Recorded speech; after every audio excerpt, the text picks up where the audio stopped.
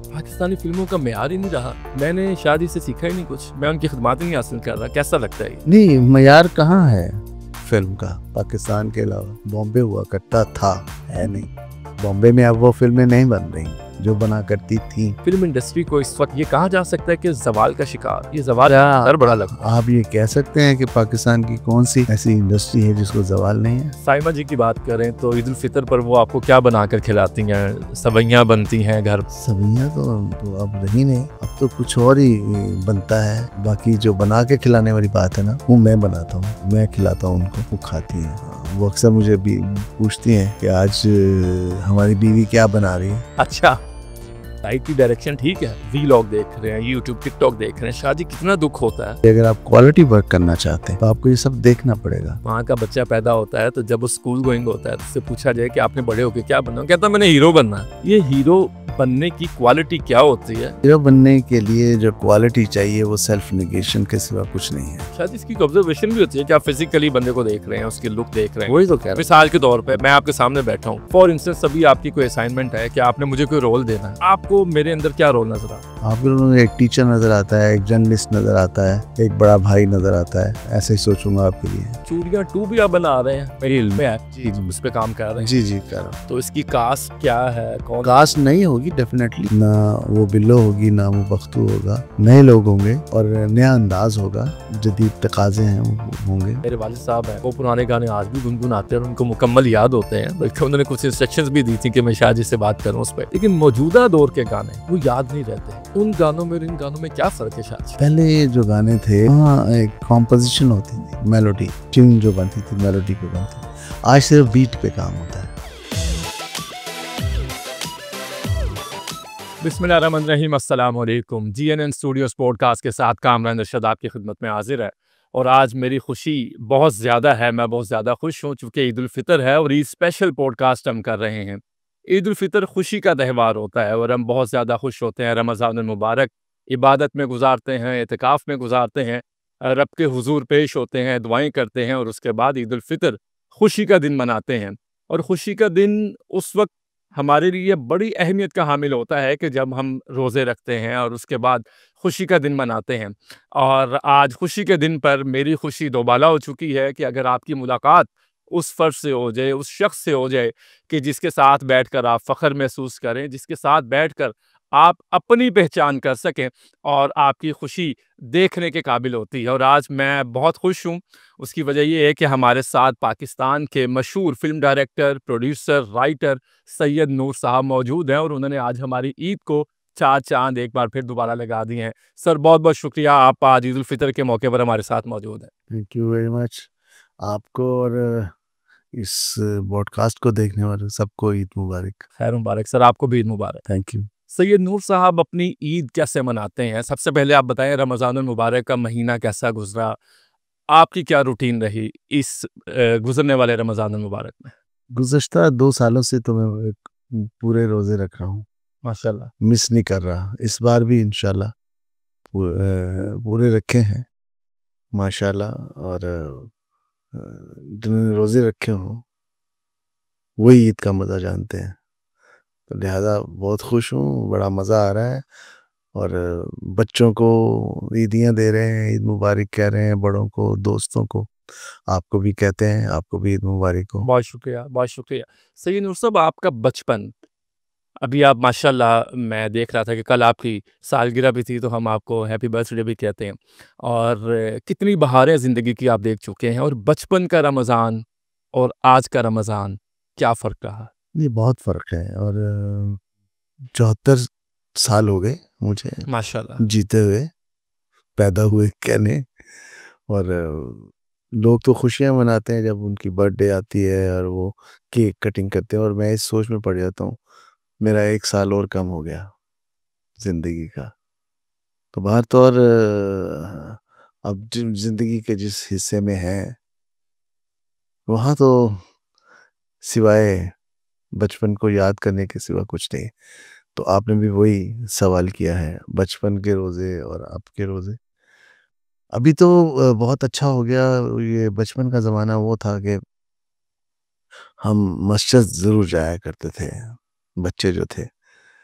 और मस्जिद जाने का एक रीज़न हुआ करता था अफ्तारी के वक्त। बच्चे जाके वहाँ मस्जिद में सफ़ों में बैठ जाते थे, वहाँ लोग जो आते थे आगे वो जलेबियाँ, समोसा और इस किस्म की चीज़ें रखते थे खाने के लिए, जो घर में नहीं मिलती थी। घर ऐसा नहीं था कि वहाँ ये सब नेमतें मौजूद होती। तो मस्जिद में रोज़ा इफ्तार करते थे। फिर उस वक़्त बड़ा मज़ा आता था, बार-बार देखते थे, वो नगारा बजता था अच्छा, इफ्तार पे और सहरी पे। इफ्तार पे। तो सबकी नज़र कि कब बजेगा तो रोज़ा खुलेगा। तो आज तो आपके पास सायरन बजते हैं और सायरन, अब तो सायरन भी नहीं बजते, अब तो आपका टेलीविज़न लगा है। जी, रमज़ान हाँ, ट्रांसमिशन से। वो चल रही होती हैं, फिर आपके पास जो कलाई पे बंधी हुई घड़ी है, ये आपसे बातें कर रही होती है, ये आपको बता रही होती है कि थोड़ा मोबाइल वक़्त फ़ोन है। बता रहा होता है। तो ये ज़मीन आसमान का फ़र्क आ गया है। आपके घर का माहौल कैसा था? आपके वालिदैन, बहन-भाई, क्या माहौल था उस वक़्त का सैयद नूर और आज के सैयद नूर? फ़र्क ये ज़रूर है कि आज के सैयद नूर को बच्चा-बच्चा जानता है। पाकिस्तान में जब भी फ़िल्म की बात होती है, फ़िल्म इंडस्ट्री आती है, तो मेरे ज़हन में एक ही नाम आता है, सैयद नूर। गली के बच्चे से पूछें, दुकानदार से पूछें, किसी भी शोबे से ताल्लुक़ रखने वाले से पूछें, किसी शख़्स की ये बहुत बड़ी कामयाबी होती है कि उसको लोग जानें और वो लोग भी जानें जिनको दूसरे लोग नहीं जान रहे होते हैं। नहीं, शुक्र है अल्लाह का, लोग पहचानते हैं, प्यार करते हैं। आपने माहौल पूछा है, माहौल हमारा बड़ा मज़हबी होता था हमारे घर में। हम सैयद घराने से मेरा ताल्लुक़ है। बचपन से ही हमें रोज़ा रखने की तलकीन की जाती थी और माँ ख़ास तौर पे एहतमाम करती थी रोज़ा जी। रखवाने के लिए। पराठे बनते थे, दही आती थी। मुझे याद है सर्दियों के रोज़े रमज़ान, और मुझे कहा गया कि जाओ दही लेके आओ वहाँ बाज़ार से। हुँ। तो मुझे बड़ी तकलीफ़ होती थी, छोटा-सा मैं था 12-13 साल का। तो सर्दी में जाना और दही लेके आना बहुत मुश्किल लगता था। तो अब तो घर में ही जम जाती है यार, और घर में फ्रिज में पड़ी रहती है, निकालें और खा लें। हुँ। तो ये सारे जो फ़र्क हैं, अब बहुत आसूदगी आ गई। रोज़ा रखने का जो एहतमाम था वो भी बड़ा मुश्किल होता था। अफ्तारी का जो एहतमाम था वो भी मुश्किल होता था। जैसे मैंने बताया, हम तो मस्जिद चले जाया करते थे और वहाँ अफ्तार करते थे। तो अभी बहुत आसूदगी आ गई है, बहुत आसानियाँ पैदा हो गई हैं। तो अभी भी अब रोज़ा ना रखें तो ज़्यादा गुनाह होगा मेरा ख़्याल में, कि इतनी आसानियाँ हैं आपके पास। साइमा जी की बात करें तो ईद उल फ़ितर पर वो आपको क्या बनाकर खिलाती हैं? सेवइयाँ बनती हैं घर में और अब के ईद आप कैसे मनाते हैं? सवैयाँ तो अब रही नहीं, हुँ। अब तो कुछ और ही बनता है। बना बनाया आ जाता है बेकरी से। तो बाकी जो बना के खिलाने वाली बात है ना, वो मैं बनाता हूँ। आप बनाते हैं? जी, मैं खिलाता हूँ उनको, वो खाती हैं। अच्छा, हाँ, वो अक्सर मुझे भी पूछती हैं कि आज हमारी बीवी क्या बना रही है? अच्छा, अच्छा कुकिंग आप करते हैं? जी हाँ, मैं कहता अच्छा, यूजुअली करते हैं कि रेगुलर आप भी कुकिंग? नहीं, रेगुलर तो नहीं, लेकिन ज़्यादा था। तो उनको क्या पसंद है खाने में? खाने में जो भी आपके हाथ का बना वो क्या पसंद से खाते हैं? मैं जो भी बनाता हूँ वो पसंद करती हैं वो बहुत। इसका मतलब आपके हाथ में टेस्ट है। अब तो मेरा दिल चाह रहा है कि मैं आपके साथ ही चला आ जाइए, जाऊँ। आ जाइए, हाँ। अच्छा, आपने चूँकि बात की शाजी घर का माहौल बड़ा मज़हबी। रेज़िस्टेंस कितनी आई आपको चूँकि आपने फ़िल्म मेकिंग करनी थी, आप प्रोडक्शन में आ गए।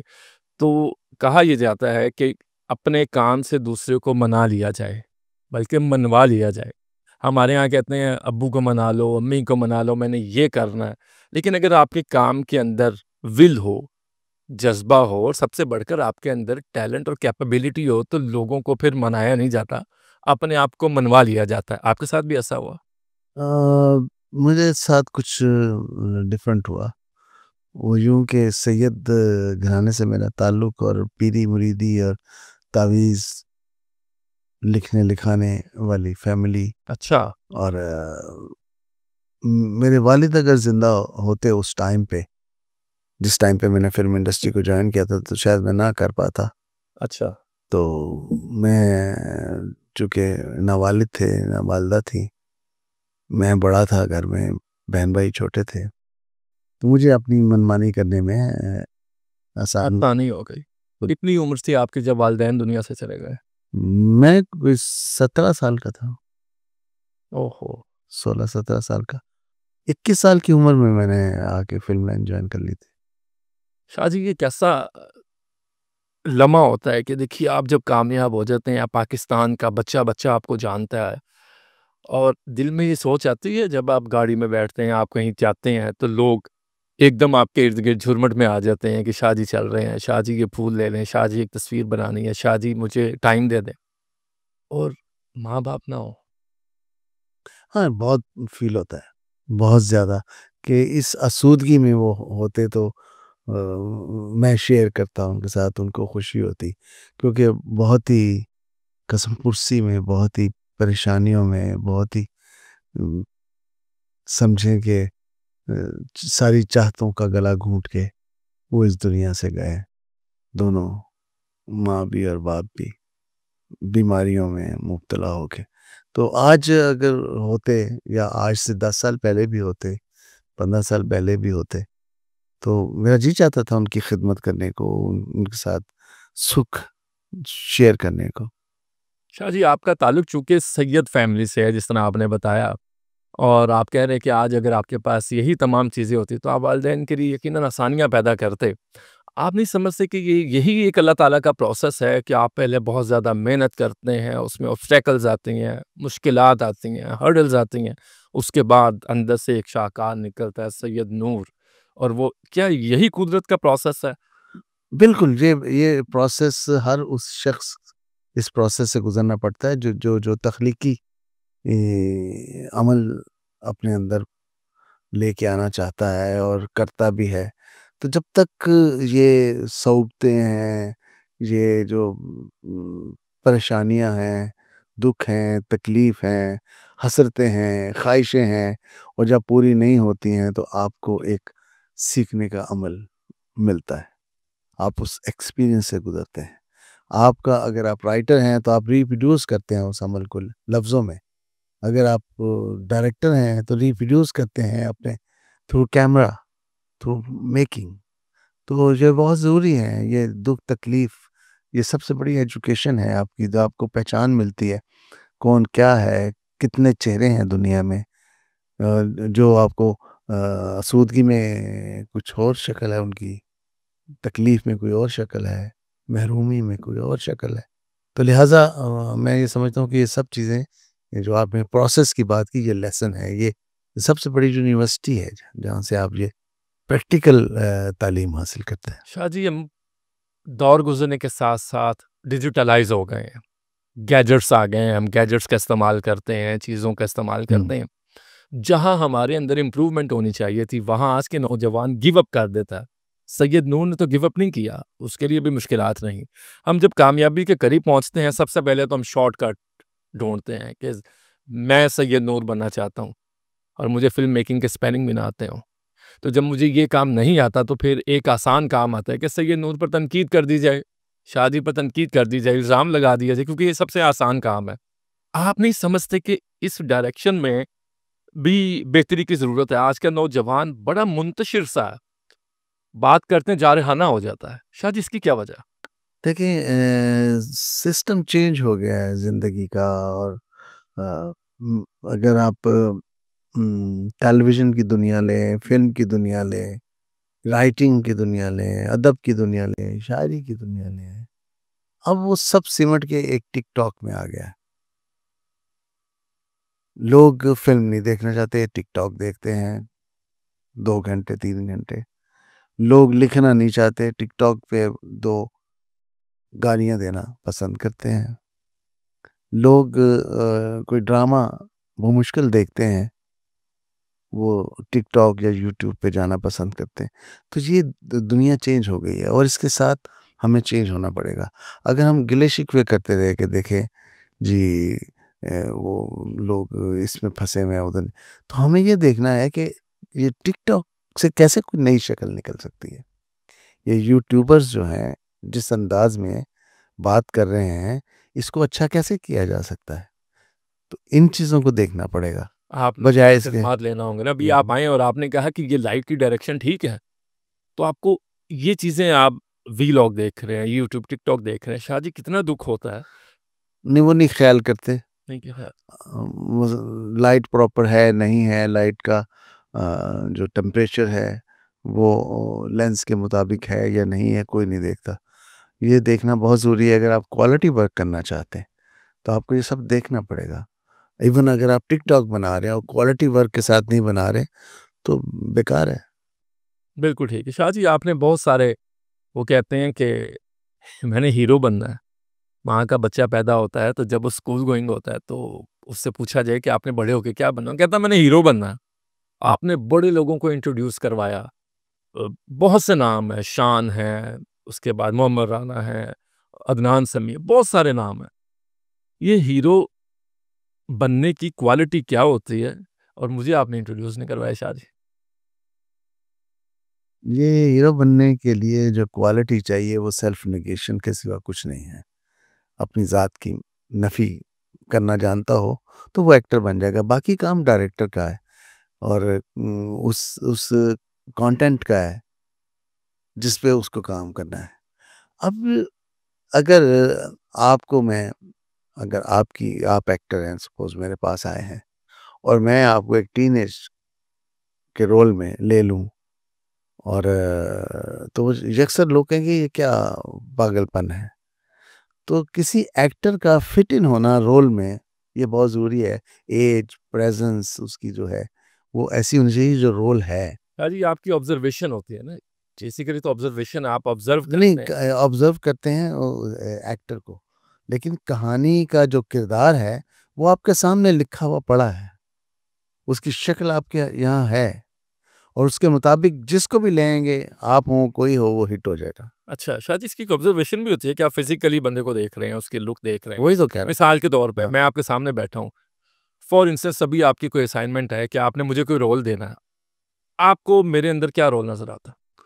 आपके लोगों एक टीचर नज़र आता है, एक जर्नलिस्ट नज़र आता है, एक बड़ा भाई नज़र आता है। ऐसा रोल मैं ऐसे ही सोचूँगा आपके लिए। शाह जी आपके करियर पे बहुत सारी फ़िल्म्स हैं। सैयद नूर साहब को अल्लाह ताला ने ज़िंदगी दी, आज भी हमारे दरमियान मौजूद हैं। पाकिस्तानी फ़िल्मों का मेयार ही नहीं रहा। मैंने शाह जी से सीखा ही नहीं कुछ, मैं उनकी खिदमत ही नहीं हासिल कर रहा, कैसा लगता है ये? नहीं, मयार कहाँ है फ़िल्म का, पाकिस्तान के अलावा? अगर पाकिस्तान में नहीं है तो इसके अलावा कहाँ है? कहीं भी नहीं। हिंदुस्तान की फ़िल्मों को बड़ा देख मैं हिंदुस्तान की फ़िल्में मैं बताऊँ आपको, बॉम्बे हुआ करता था, है नहीं। आहा! बॉम्बे में अब वो फ़िल्में नहीं बन रही, जो बना करती थीं। आज बॉम्बे डिपेंड कर रहा है साउथ पे, मद्रास पे, जहाँ जो फ़िल्में बन रही हैं लार्जर दैन लाइफ़, जो एक्शन फ़िल्में हैं, जो सीजी वर्क है और ग्रीन के आगे बन रही हैं फ़िल्में। एक पाँव मारा, जीप उलट गई, हाथ मारा, 50 बंदे गिर गए। तो जी हाँ। ये जादूगरी चल रही है, हुँ। तो जिसने बॉम्बे को भी कोलैप्स कर दिया है। अब बॉम्बे के जितने हीरो हैं, वो भी मद्रास जाके काम कर रहे हैं। तो आप हमें ना कहें कि यहाँ कुछ नहीं है, यहाँ तो पहले भी कुछ नहीं था, तो किसी तरह चला रहे थे फ़िल्म इंडस्ट्री को। तो अब तो बहुत मुश्किल पेश आ रही। मैं यूसुफ सलाहुद्दीन साहब के साथ बैठा था, बातचीत हो रही थी, वहाँ आपका भी ज़िक्र हुआ। तो वो मूवीज़ की बात हुई तो हीरा मंडी, हुँ। तो मैंने कहा बॉलीवुड नहीं रहा हूँ, वो उन्होंने गुस्सा किया। उन्होंने कहा, "बाबा अगर आपने लिखना भी था तो हमसे किसी से पूछ लेते कि इसकी हिस्ट्री क्या है?" तो वो उन्होंने कहा कि ये जो बॉलीवुड के लोग हैं, ये सारे फ़ारिग हो चुके हैं अब। इसमें कोई हकीकत है, आपका क्या व्यू है?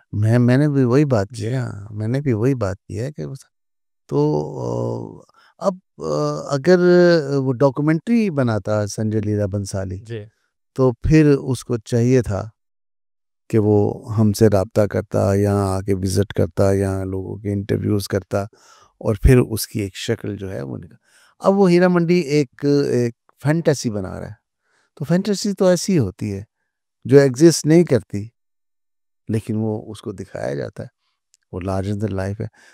हीरा मंडी में तो एक मरले के घर थे, कोठे थे, जहाँ तवाइफें बैठती थी, और उसने वो दिखाया है कि महलों में रह रही हैं, और तो वो लार्जर देन लाइफ है, जो नहीं देखा गया, जो नहीं देखा गया वो फिल्म में वो दिखाया जा रहा है। और लोग, और फिर बात ये है कि जिसको लोग देखना चाहें उसको बना देना चाहिए। बिल्कुल ठीक। उन लोग संजय लीला बंसाली से यही एक्सपेक्ट कर रहे थे कि उसके तरह वो, पहले उसने फिल्म बनाई थी देवदास, उसमें भी वो पुरानी अगर देवदास देखें तो ये सब नहीं था, ब्लैक एंड वाइट फिल्म थी। तो यही हीरा मंडी के साथ हुआ है, तो अपने मकसद में कामयाब रहा है। शाहजी, मुकाबले की दौड़ क्यों है? हम साया मुल्क की फिल्मों को देखते हैं और मुकाबले की दौड़ लगी हुई है जी, बॉलीवुड ने ये कर दिया। ये इसकी क्या वजह है? हमें खुद ये पे कॉन्फिडेंस नहीं है, कंटेंट नहीं है। हमें तो है भाई, ये जो जो हमारी पब्लिक है उसको नहीं है। अब देखें, हम जिस मुल्क में रहते हैं उस मुल्क की फिल्म इंडस्ट्री को देखें, तो हिंदुस्तान की फिल्म इंडस्ट्री को देखें तो ज़मीन आसमान का फ़र्क है। वहाँ की इंडस्ट्री बहुत बड़ी है, और हमारा मुकाबला उनसे करना ही फजूल है। हाँ, मुकाबला क्रिकेट टीम का हो सकता है कि बॉल भी एक है, बैट भी एक जैसे हैं, और ग्राउंड भी एक है, और पिच भी एक है। अब फिल्म का नहीं हो सकता। क्यों नहीं हो सकता? टेक्नोलॉजी। टेक्नोलॉजी नहीं है, पैसा नहीं, सबसे बड़ी बात ये कि पैसा नहीं है। देखें, अभी जो तकाज़े हैं फ़िल्म बनाने के, जो ज़रूरत है, जिसके तहत फ़िल्म बनाई जाती है और उसकी शक्ल एक नुमायाँ नज़र आती है और अच्छी नज़र आती है, उसके लिए बड़ा बजट चाहिए। अब आपको मालूम होना चाहिए, जब मालूम होगा डेफ़िनेटली आप अनजान बन रहे हैं, कि इंडियन फ़िल्म जो है वो कितने में बनती है। इंडियन फ़िल्म 150, 3, 200 करोड़ में बनती है आम सी फ़िल्म, हुँ। ठीक है? वो हो जाता है 200 करोड़ भी अगर लगाएँ, तो वो 600 करोड़ पाकिस्तानी, 800 करोड़ चाहिए यहाँ, उस लेवल की फ़िल्म बनाने के लिए। हम कितने में बना रहे हैं? 3 करोड़ में, 4 करोड़ में, 5 करोड़ में फ़िल्म बना रहे हैं। अच्छा, एक इश्यू तो तो बजट तो का आ गया, नहीं, ब इश्यू ये है, टेक्नोलॉजी का आ गया। इश्यू और क्या है? और इश्यू क्या होता है? कोई एक्टर, एक्ट्रेसेस की वुमेन उस तरह भी एक्टर की कोई बात नहीं है, एक्टर की कोई बात नहीं है, फ़िल्म चलती है। हमारे यहाँ मौला जट नहीं चली, चले। फिर हमारे पास एक्टर नहीं है, हैं? हमारे पास टेक्नीशियन नहीं है, हमारे पास डायरेक्टर्स नहीं है, हमारे पास राइटर्स नहीं है, हमारे पास बजट नहीं है, फ़िल्म कंसीव करने वाले नहीं है। तो शाहजी, इनका इसका हल क्या है? ये हम तो बता रहे हैं ना कि ये हमारा हल ये है, सबसे पहली प्रयास बात, कर रहे हैं। तो लेकिन वो कहते हैं बिल्ली के गले में घंटी डालेगा कौन? डल जाएगी बिल्ली, बिल्ली आए तो सही सामने। अच्छा, अभी बिल्ली बिल्ली भी नहीं, मैं बताऊँ आपको, सबसे पहली बात ये है, बहुत सारी बातें हैं जिसकी वजह से ये डिक्लाइन आया है। पहली जो रीज़न मेरी समझ में आती है कि हमने मासिस को सिनेमा से, मल्टीप्लेक्स से दूर कर दिया। मासिस कौन थे? जो 35 रुपए की टिकट लेते थे। चूड़ियाँ 35 रुपए की टिकट के साथ 40 करोड़ का बिज़नेस करती है। 40 करोड़ का बिल। 40, more than 40 crore. और यहाँ पे जो अब फ़िल्म है, 1500 रुपए की टिकट के साथ 5 करोड़ भी नहीं करती, 4 करोड़ भी नहीं करती, जो प्रोड्यूसर को मिलना होता है। तो मासिस मासिस नहीं है, मासिस एंटर नहीं हो सकता। उन मल्टीप्लेक्सेस में उसको एंट्री बंद कर दी, वो टिकटॉक पे इसलिए आ गया है। हुँ। पहली बात।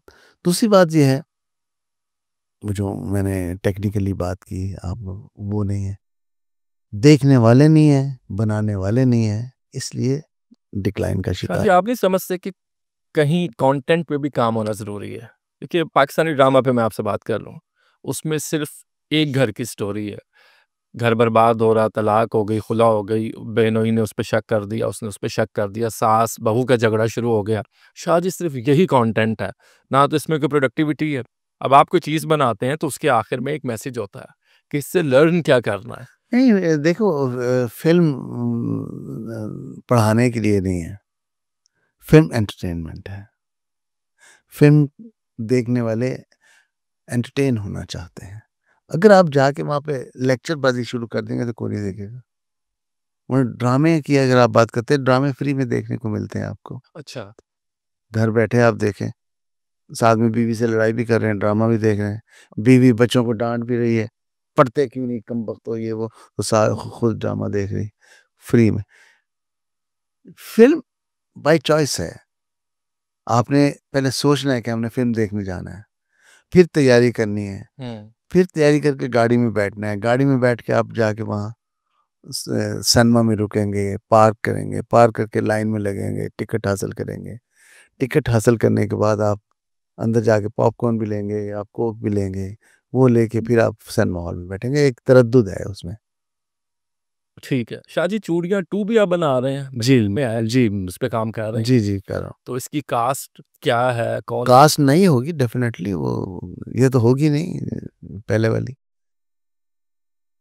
ना वो बिल्लो होगी, ना वो बख्तू होगा, नए लोग होंगे और नया अंदाज़ होगा, जो आज के जदीद तकाज़े हैं वो होंगे पूरे। शाहजी, ये कैरेक्टर था शान का, ज़िले शाह जी, मुजाजन का। मजाजन। पहले तो ये बताएँ, आपके दिल के करीब चूड़ियाँ और मजाजन, कौन-सी फ़िल्म सबसे ज़्यादा करीब है? सारी फ़िल्में मेरे दिल के करीब हैं। आप ये पूछिए कि ऑडियंस के दिल के करीब कौन है? वो कौन-सी है? आई डोंट नो, ये तो ऑडियंस से पूछे ना नहीं, आप। आपको तो दोनों फ़िल्मों पे रिस्पॉन्स। नहीं, रिस्पॉन्स मिला है बस इसलिए मैं समझ रहा हूँ कि दोनों फ़िल्में पसंद आई उनको। देखिए, मैंने मजाजन का नाम उस तरह नहीं लिया, मैंने ज़िले शाह के कैरेक्टर का नाम लिया। जी, जी। क्या कैरेक्टर था? क्या शान को शान जी हाँ। कहा जाता है और क्या उसका कैरेक्टर था? शाहजी, ये स्टोरी आपके ज़हन में कब आई? वो कौन-सा लम्हा था कि यार ये कंटेंट है? एक्चुअली मैं फ़िल्म बनाना चाह रहा था बुल्ले शाह। फ़िल्म नहीं उसके बहुत सारे तकाज़े थे, जब स्क्रिप्ट लिखी गई, मेरे पास लिखी पड़ी है वो स्क्रिप्ट। तो मैंने कहा ये नहीं बन सकती, तो मैंने ड्रॉप कर दी, लेकिन मुझे मुझे चैन नहीं आ रहा था कि मैंने इतना अच्छा स्क्रिप्ट जो है वो ड्रॉप कर दिया। तो उसमें से एक ये कहानी निकली मुजाजन की। आप ये देखें, वो भी शाह का कैरेक्टर है, ज़िले शाह का, वो बुल्ले शाह का एक एक तरह से कैरेक्टर है और वो एक अपने मुर्शद के इश्क में मुब्तला हो जाते हैं। तो मैंने उसकी जगह एक लड़की बना दी, जिसके इश्क में वो सैयद ज़ादा जो है मुब्तला हो जाता है। तो इस तरह ये कहानी बनती चली गई और एक डिफरेंट कहानी बन गई। तो इसी तरह कहानियाँ बनती हैं, इसी तरह ही नए-नए कैरेक्टर्स जो हैं वो वजूद में आते हैं। शाहजी, एक लफ्ज़ मैं पढ़ता सुनता हूँ, आमद होना। जब आप लिख रहे होते हैं, उस वक़्त आपके माइंड में बहुत सारी चीज़ें चल रही होती हैं, फिर आपका कलम चलता है और आपके अंदर से वो चीज़ें उस पेपर पर आ जाती हैं कि जो ऑडियंस देखते हैं, लोग देखते हैं, वो आपके कायल हो जाते हैं, दाद देने पर मजबूर हो जाते हैं। उस वक़्त जो आपकी कैफ़ियत होती है, वो कौन-सा वक़्त होता है? मसलन आप बैठे-बैठे आप कुछ सोच रहे हैं और उसको राइट अप कर लेते हैं कि स्पेसिफिकली कोई टाइम मैनेज करते हैं कि अब बस मैंने इस बारे में सोचना है? नहीं, नहीं, टाइम-शाइम कुछ नहीं है, ये तो आम-सी बात है। आप सोच लेते हैं, चलते-फिरते सोच लेते हैं, इसमें कोई ये अजीब लोगों ने बनाया हुआ है जी, एक मूड होता है और माहौल होता है, फिर वो सोच आती है कहाँ से। नहीं, ये अगर आप सोच रहे हैं, चलते-फिरते भी सोच रहे हैं, गाड़ी चलाते हुए भी सोच रहे हैं और जिस लाइन ऑफ एक्शन पे आप काम करना चाहते हैं, उस वो एक्शन आपका जारी रहता है और वो रिज़ल्ट आपके सामने आ जाता है। मौजूदा वक़्त के गानों की बात करते हैं। शाहजी, आज भी पुराने गाने सुने तो बहुत सारे लोगों को, मेरे वालिद साहब हैं, वो पुराने गाने आज भी गुनगुनाते हैं और उनको मुकम्मल याद होते हैं। बल्कि उन्होंने कुछ इंस्ट्रक्शंस भी दी थी कि मैं शाहजी से बात करूँ उस पे। लेकिन मौजूदा दौर के गाने, वो याद नहीं रहते। उन गानों में और इन गानों में क्या फ़र्क है शाहजी? पहले जो गाने थे वहाँ एक कॉम्पोज़िशन होती थी, मेलोडी, ट्यून जो बनती थी मेलोडी पे बनती थी। आज सिर्फ़ बीट पे काम होता है, उसमें ट्यून नहीं होती है। वो बीट पे बस नचवाते हैं। बल्कि मैंने ये देखा है कि सिंगर स्टेज पे अगर गा रहा है, तो लोगों को ऐसे हाथ इशारे करके कहता है क्लैप करो। अरे भाई, आप इतना अच्छा गाएँ, इतना अच्छा आप परफ़ॉर्म करें कि लोग खुद क्लैप करें। ये कह कह के क्लैप करवाते हैं, मुझे बड़ी शर्म आती, उनको नहीं शर्म आती, मुझे शर्म आ रही होती देखते हुए। तो लिहाज़ा ज़रूरत इस बात की कि आज भी अगर मेलोडी पे काम किया जाए, कंपोज़िशन अच्छी बनाई जाए, बीट उस पे शामिल ज़रूर हो, लेकिन अभी सिर्फ़ वो नाचने वाली एक बीट होती है, अब वो उसी रैप पे में आ गए हैं, वो रैपिंग आ गई है, और वो वही ना, वही तो आप कह रहे हैं कि ये सब पुराने गाने वो ऐसे वो मेलोडी है ना, क्या ट्यून है और शायरी है, सब चीजें मिल ये सारी चीजें आप कह रहे हैं। शाह जी, फिल्म इंडस्ट्री को इस वक्त ये कहा जा सकता है कि जवाल का शिकार है। ये जवाल क्या हर बड़ा लगता है। आप ये कह सकते हैं कि पाकिस्तान की कौन सी ऐसी इंडस्ट्री है जिसको जवाल नहीं है? हम्म। कोई है? पीआईए है? इस तरह की कोई कारखाना मुझे बता दें, कोई स्टील मिल मुझे बता दें, किसको जवाल नहीं है? आप फिल्म इंडस्ट्री को ही हमेशा सब कहते हैं जी जवाल पजीर है, जवाल पजीर है, इसलिए कि ये शोबिस के हवाले से ये सब नज़र आ रहा है और बाकी चीज़ें आपको नज़र नहीं आ रही। तो ये हालात मुल्क के ऐसे हैं, जब हालात अच्छे होंगे हर चीज़ अच्छी हो जाएगी। आप कह रहे हैं पब्लिक मोमेंटम, जो पब्लिक पल्स होती है, वो हालात के मुताबिक एंटरटेन खुद को कर। बिल्कुल अभी देखें, अभी फिल्म देखने के लिए आपकी जेब में कम से कम 10,000 रुपये होने चाहिए अगर आपने अपने बच्चों के साथ फिल्म देखने जाना है। कम से कम 10,000 रुपये। कैसे? 1,500 रुपये की टिकट है, 6 लोग घर के कम से कम जाएंगे, 2 मियाँ बीवी 4 बच्चे अगर जाएं तो कितने पैसे बनते हैं? हमें कोक भी लेना है, ये भी लेना है, वो भी लेना है, पेट्रोल भी है गाड़ी का, या टैक्सी है, या कुछ है, तो 10,000 रुपये चाहिए। पहले जो थे वो 300-400 रुपये में आ जाते थे सब, इसलिए वो बेदरेक बार बार जाते थे सिनेमा। अब हिम्मत ही नहीं पड़ती किसी की। ये भी बहुत बड़े फैक्टर्स हैं। सिनेमा हॉल्स की कमी, और सिनेमा बदल गए हैं लेकिन इंसानों के पास जेबें नहीं बदली, उनकी उनके पास पैसों का इंतजाम नहीं है। ये इसकी एक बड़ी वजह है। जी हाँ। टिकट बहुत सस्ती होनी चाहिए, हाँ। कम से कम 200, 100, 150 की, इससे ज़्यादा नहीं होनी चाहिए। शाह जी, कोई अगर कोई पैरामीटर हो, कोई 2 से 3 पॉइंट्स आप बताएँ देखने वालों के लिए, सुनने वालों के लिए। कौन से ऐसे पैरामीटर या पटरी को फ़ॉलो करते हुए फ़िल्म इंडस्ट्री को अब 2025 में तरक्की दी जा सकती है? एक्टर हैं, एक्ट्रेसेस हैं, पढ़े-लिखे हैं, खूबसूरती है, सब कुछ है। लेकिन ये तरक्की फ़िल्म इंडस्ट्री को, हमारे पास इतने-इतने नाम रहे हैं, बड़े-बड़े नाम रहे हैं, शुअरा रहे हैं, गाने वाले रहे हैं, आप जैसे लोग हैं। तो शाह जी, मेरे जैसे एक लेमैन को, जिसका फ़िल्म इंडस्ट्री में सिर्फ़ इतना ही नॉलेज होगा कि मुझे उसके स्पेलिंग आते होंगे, ये नहीं कि मैं देखता नहीं हूँ, फ़िल्म्स देखता हूँ, तो दुःख होता है कि यार हमारे पास सब कुछ है, सिर्फ़ वसाइल की कमी की वजह से हम वो हासिल नहीं कर रहे चीज़ों को। ऑफ कोर्स ये तो इसकी एक वजह होगी ना शाह जी। यही एक ही वजह है, सबसे बड़ी वजह। इस एक वजह में बहुत सारी वजूहत हैं। आप कह रहे हैं वसाइल कौन वसाइल है? हाँ, वसाइल वसाइल हैं। भी फिल्म देखने जाना है उसके वसाइल नहीं है, फिल्म बनानी है उसके वसाइल नहीं है, एक्टर नहीं है, वसाइल नहीं है, वसाइल ही है ना।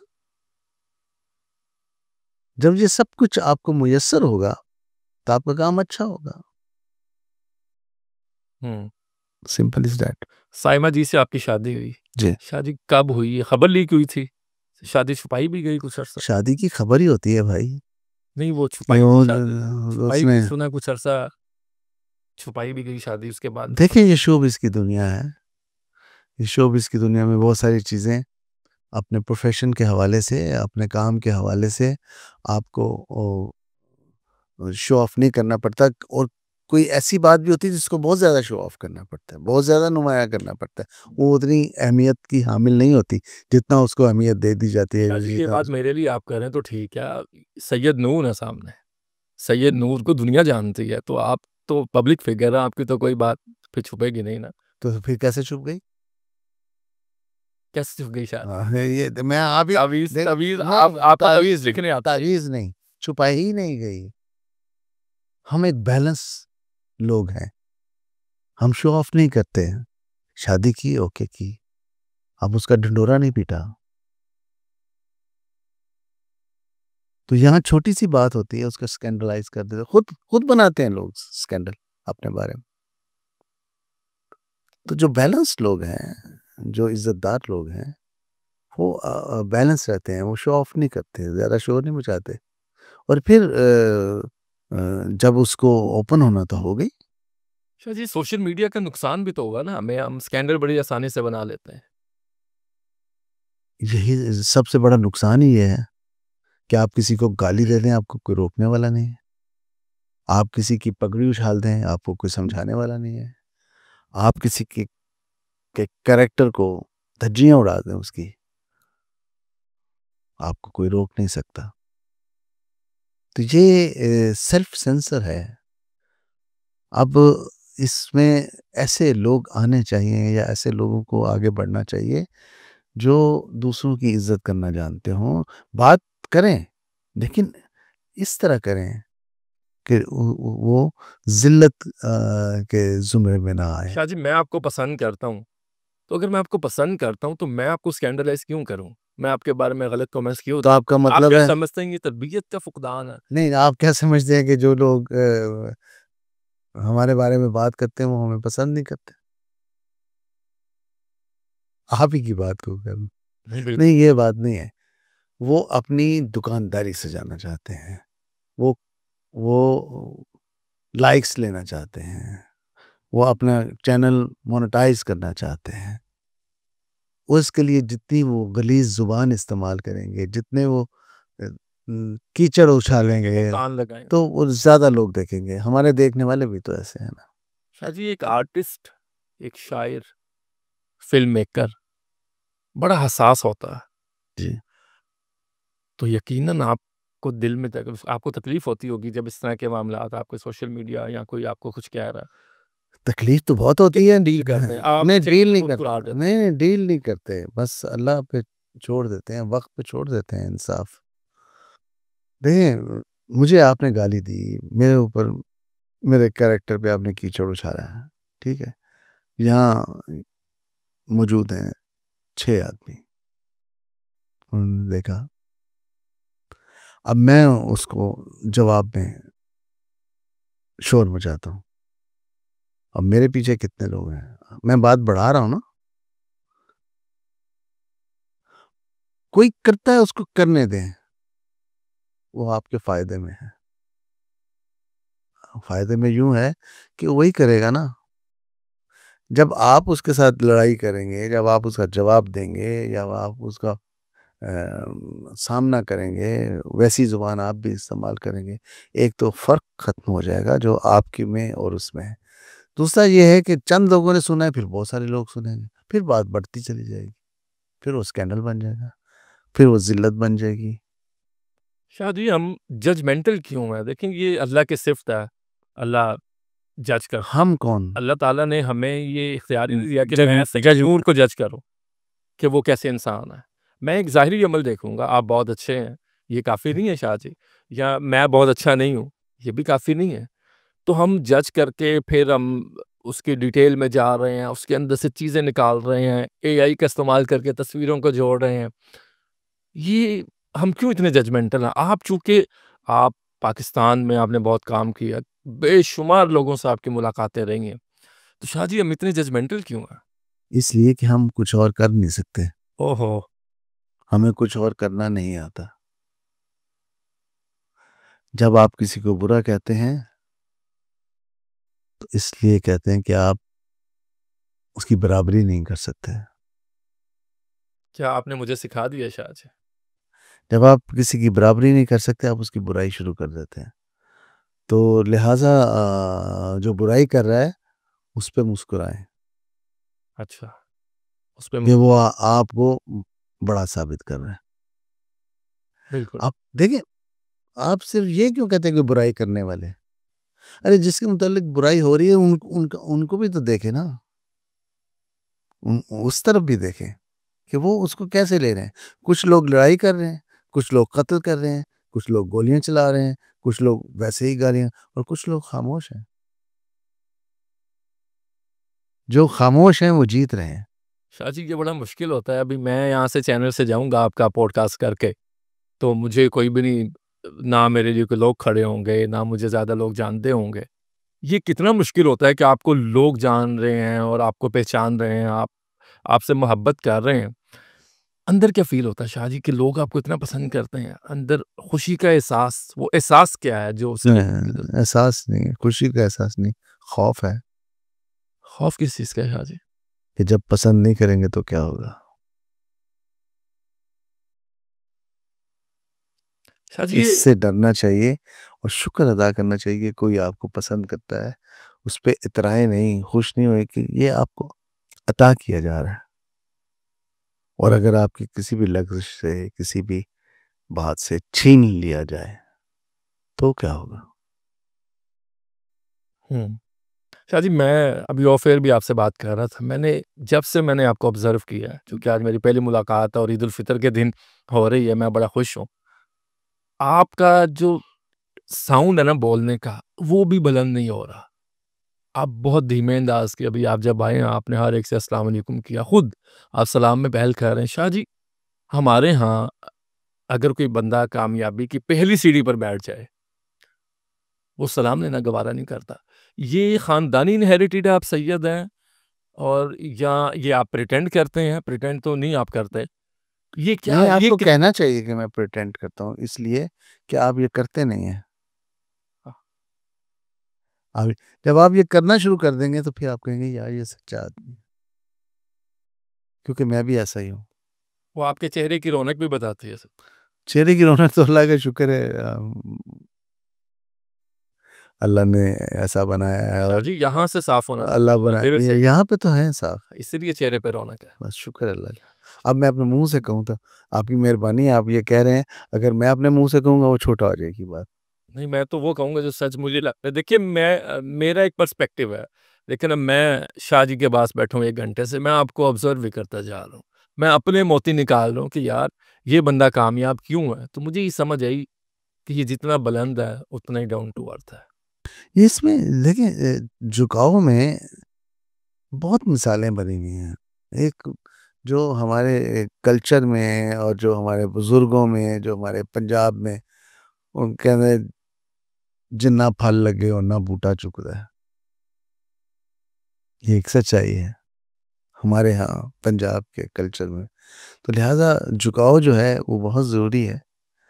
उससे वो अल्लाह की तरफ से वो जो आप पे इनायात हैं अल्लाह की तरफ से, तो उससे झुक जाएँ, उसका बोझ महसूस करें, झुक जाएँ। आहा! बोझ उसका महसूस करें। महसूस करें कि वो क्योंकि वो आपका है नहीं, वो आप लेके पैदा नहीं हुए, वो आपके बाप ने नहीं दिया, वो आपके दादा ने नहीं दिया, वो आपके ख़ानदान ने वो रब ने दिया है। तो वो वापस ले सकता है कि आपकी किसी भी गलती से, किसी भी आपके गलत कदम उठाने से वो बोझ गिर सकता है। परवरदिगार की अता है, तो उसको अता है रब्बी सब हाँ, झुक तो जाए। झुके रखें वो गिर ना जाए कहीं। शाह जी मुझे क्या आप क्रिकेट खेलते रहे कि नहीं खेलते रहे, मैं बाउंसर करने लगा हूँ अब आपको। अच्छा, हेलमेट तो नहीं चाहिए आदमी है हिंदी में, मैं फिर झुक जाऊँगा। क्या आला वो बासी में फिर झुक जा। तो इसका मतलब है झुकने में ही हाँ, अज़मत है, महफ़ूज़ है। शाह जी आपने क्या मिसाल दे दी। आप फिर झुक जाएँगे।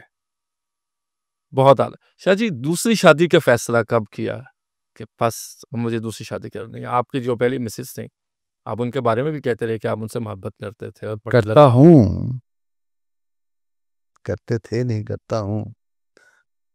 लेकिन दूसरी शादी करने का मतलब ये नहीं कि मैं उससे मोहब्बत नहीं करता हूँ। तो दूसरी शादी इसलिए की कि उससे भी मोहब्बत की। शाह जी मोहब्बत, प्यार और इश्क ये अलग-अलग चीज़ें हैं।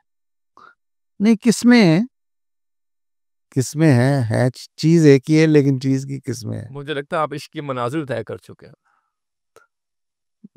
कुछ भी समझ लें, लेकिन इश्क किया है और कर रहे हैं। हाँ जी, अपनी आप को माइनस कर देना, इसे इश्क कहते हैं। किसी हद तक आप समझ लें या किसी को किसी की चाहत में आप गिरफ्तार हो जाएँ, वो भी इश्क कह सकते हैं आप कि आपका दिल नहीं लग रहा, जी। आप कमी महसूस कर रहे हैं, आप उसको देखना चाह रहे हैं, आप बन रहे हैं, संवर रहे हैं इसलिए कि उसको वो देखे। आप रो रहे हैं कि वो नज़र नहीं आ रही। ये सारी जो कैफियत है यही इश्क है। ये आपसे कुछ सिखा देती है बहुत ये जज्बे हैं। देखिए आज मैं अगर किसी जज्बे को रिप्रोड्यूस करना चाहूँ तो मैं अगर उस जज्बे से ही नहीं गुजरा, वो जज्बा मेरे अंदर है ही नहीं, मैं आशना ही नहीं उस जज्बे से, तो मैं क्या रिप्रोड्यूस करूंगा स्क्रीन पर? मैं क्या रोमांटिक फिल्म बनाऊंगा? आप अपना जज्बे के साथ काम करते जाओ। बहुत जरूरी। शायद जी आपकी कोई बात बड़ी वायरल हुई, रेशम साहिबा ने कहा कि हमारा मुस्तकबिल ख़राब किया सैयद नूर साहब ने, और आपने उसकी वजाहत भी नहीं दी। कहीं मैंने सुना है इस अब बात। भी नहीं दूंगा। वो क्या कहना चाह रही हैं? जो कहना चाह रही हैं अल्लाह उनसे पूछे या आप पूछे। शायद जी आप बड़े आसानी से जवाब दे देते हैं, बस हाँ आप वजाहत क्या? नहीं देते चीज़। हाँ क्यों? जब इस बात किसी काबिल ना हो तो फिर क्या वजाहत देनी? वो कहती हैं कि साइमा जी को ही रोल देते रहे और हमारा जो हमारे रोल्स थे वो भी उनको दे दिए, और हमारा जो है वो हो गया उसमें से। कुछ भी नहीं कहेंगे आप? हिम्मत कर रहा हूँ कुछ ना कहने की।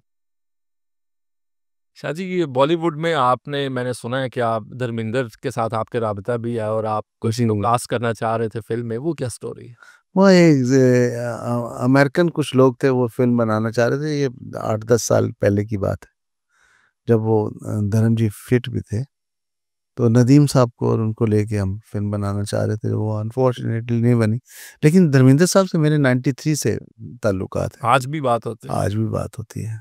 वो आपने कुछ कुछ कहा भी था कि पाकिस्तान को मौसी कहते हैं, मेरा ख्याल है। हाँ, मौसी कहते। हम्म। शाह जी कोई ऐसा पैगाम जो आप देना चाहें देखने वालों के लिए, यूथ के लिए, पाकिस्तान के लिए, जहाँ पर जैसे आपने ज़िक्र किया है कि लोग एंटरटेन होना चाहते हैं, सिनेमा हॉल्स की आपने बात की है। यूथ को इस वक़्त सैयद नूर की जानिब से क्या पैगाम जाएगा? मैं यही कहना चाहूँगा कि आप जो भी इस्तेमाल कर रहे हैं टेक्नोलॉजी का आज के ये जो अम, ये सोशल सोशल मीडिया है या वो क्या है, टिकटॉक है या यूट्यूब है या एआई है, इसका इस्तेमाल पॉजिटिव करें। उससे क्या होगा कि एक तो आपका किरदार जो है वो डेवलप होगा, दूसरा हमारे मुल्क का इमेज अच्छा बनेगा। तो बेहतर यही है कि बजाय किसी को गालियां देने के, उसके लिए कोई दुआ लिख के भेज दीजिए। बेहतर यही है कि आप गंदा डांस करने की बजाय कोई ऐसा क्लासिकल डांस कर लें या सीख लें जो जिसको अज़ा की शायरी कहते हैं। तो कहने का मेरा मतलब ये कि पॉजिटिव हो के चलें। जितना पॉजिटिव होंगे दुनिया में, वही मुआशरे, वही मुल्क तरक्की याफ्ता है जहाँ पॉजिटिविटी है, जहाँ दूसरों का ख्याल रखा जाता है, जहाँ ज़िंदगी को बहुत अहमियत दी जाती है, जहाँ इज़्ज़तों को बहुत अहमियत दी, बहुत बुलंदी की तरफ ले जाते हैं। तो यही है। अब अगर ये सब ठीक हो गया तो फिर हर चीज़ ठीक हो जाएगी। शाह जी बहुत-बहुत शुक्रिया कि आपने ईद उल फितर के पुरमसरत मौके पे हमें मौका दिया कि हम आपसे बात कर सकें और आपसे जान सकें कि फ़िल्म इंडस्ट्री में क्या हो रहा है, ज़ाती ज़िंदगी को कैसे गुज़ारना चाहिए और एक सैयद को क्या मुश्किलात पेश आईं कि उन्होंने रेज़िस्ट करके अपने आप को मनवाया और इस मकाम पर पहुँचे। आज सैयद नूर साहब हमारे साथ मौजूद थे, मारूफ़ डायरेक्टर, प्रोड्यूसर, राइटर। उन्होंने अपने तजुर्बात को शेयर किया और नौजवानों के लिए ये पैगाम दिया कि आप पॉज़िटिव सोचें और जो आप कर रहे हैं आप दुआ दें, दुआ से वाक़ई तकदीर बदलती है। और अगर आपको कोई चीज़ अच्छी नहीं लग रही तो आप उसको इग्नोर कर दें, लेकिन उस नेगेटिविटी फैलाने से बेहतर है कि पॉज़िटिविटी की जानिब आया जाए। इसके साथ ही ईद स्पेशल पॉडकास्ट का वक़्त अपने इख्तिताम को पहुँचता है। अपने मेज़बान कामरान अरशद को दीजिए इजाज़त। अल्लाह निगहबान।